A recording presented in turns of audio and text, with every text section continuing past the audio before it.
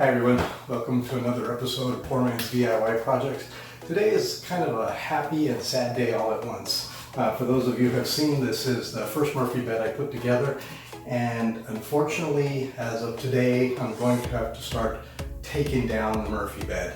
But there's a reason for it. Mrs. Poor Man and I have decided to buy a second house, and so we are going to rent this house out.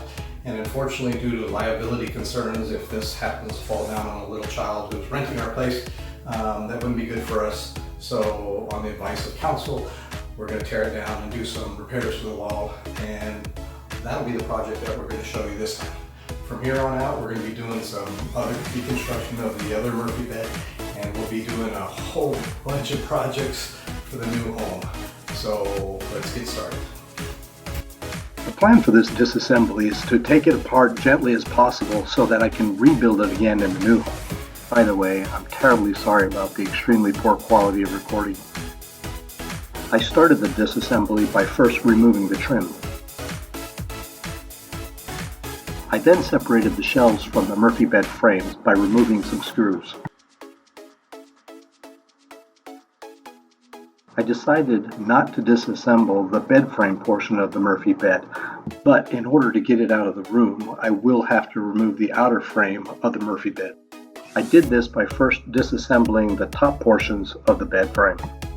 After being an idiot, I managed to lower the bed on my own and barely managed to do it without crushing myself. I then removed the support boards that were on the back of the bed. And now for a little Hulk smash! And lastly, I removed the legs, and now it is ready to be transported to the new home. Now that we've finished the first Murphy bed, it's time to tackle this. I have a feeling the ceiling's going to have some serious damage that I'm going to have to fix, because I packed that in pretty tight. Wish me luck. And now we repeat the process on the second Murphy bed.